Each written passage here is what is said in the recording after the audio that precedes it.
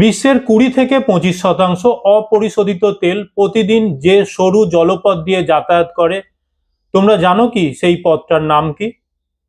হ্যাঁ, এটাই হচ্ছে হরমুজ প্রণালী। এই হরমুজ প্রণালী হলো গোটা পৃথিবীর হৃদস্পন্দন। উত্তরে ইরান এবং দক্ষিণে ওমান। এই প্রণালী যুক্ত করেছে পারস্য এবং ওমান উপসাগরকে। এই প্রণালীর প্রস্থ মাত্র 33 কিমি, কিন্তু এর গুরুত্ব, গোটা পৃথিবীর জ্বালানির কেন্দ্রবিন্দু হচ্ছে এই হরমুজ প্রণালী। মধ্যপ্রাচ্যের তেল রপ্তানির প্রধান পথ হচ্ছে এটি।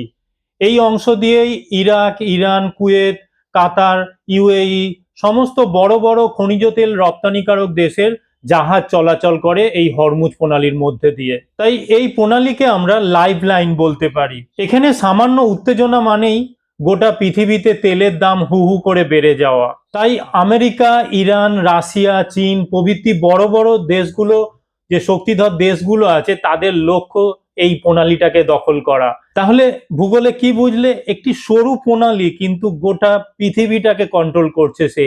এইরকম গুরুত্বপূর্ণ জিওগ্রাফি শর্টস ভিডিও পেতে গেলে তোমরা অবশ্যই জিও ফান্ডা চ্যানেলটাকে সাবস্ক্রাইব করে রাখো।